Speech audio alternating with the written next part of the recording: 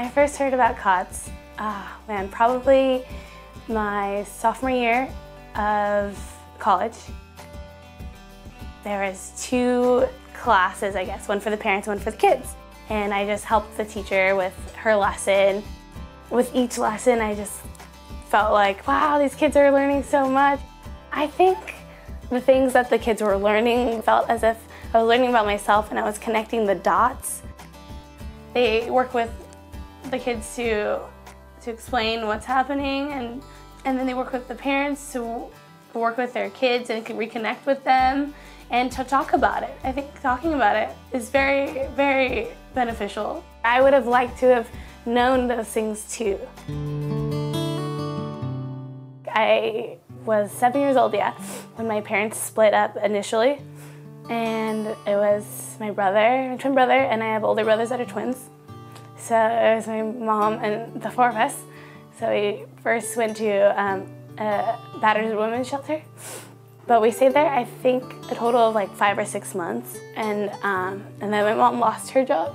2.5 years, we were living in and out of motels. After that, we found like a transitional program for homeless families. And my mom still, she got another job, but it was retail and it was not full-time. We ended up, again, in the street, pretty much. So we ended up staying at, a friend of a friend.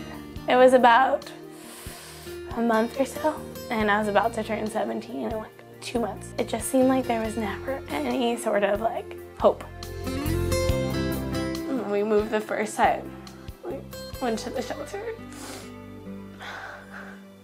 My mom was like, oh, pick one thing. Can't take all my books or toys.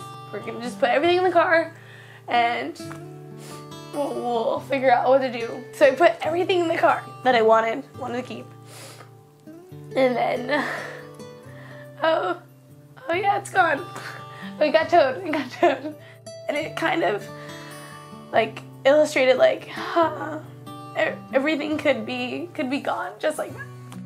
I think when I was younger, it didn't hit me as much, or I thought oh, this is normal, right? There's other kids at this shelter too, so it must be normal. It just became increasingly difficult as I got older. I began to understand what was really happening. I don't know where I'm gonna be. I reached a point where I told myself I can't do it. And since I was still in school, it was hard to find the time to do homework, to do the simple things. I felt shame, and I didn't want to tell anyone. I never told anyone where, I never admitted to myself oh yeah, I live in a motel or I live in a shelter. I broke down and I told my brother, I told him I can't do it. She had 3 kids of her own. She may say yes, she may say no, but I called her and she just said yeah.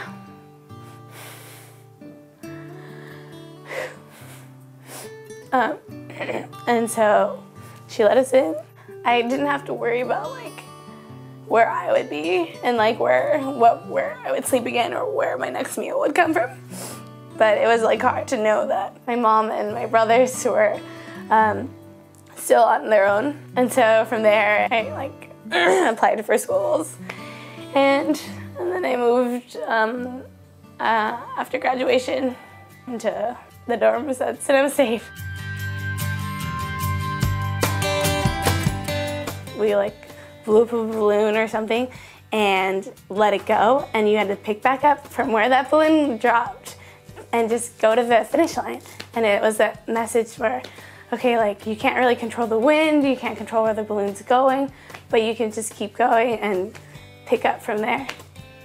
So they would take that little chunk of success and they would use it to keep them going.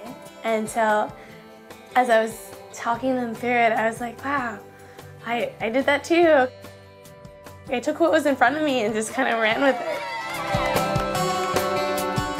What I want homeless children to know is it gets better, and You're not alone. And just because this is the way things are now doesn't mean it has to be your life. Like, you could still succeed at anything you want, and this is just a part of your life now and your past, but it doesn't have to be your future. And it will just make you so much stronger. No matter what, don't let anyone stop you. And it will be hard, but it's doable, and it's so possible. It's not impossible. Programs like this changes lives. Programs like this make such a difference. They're there with you from the start to the finish. The resources for you, it's always yes, I can do this. I can get help. I can better my life. Go! Go!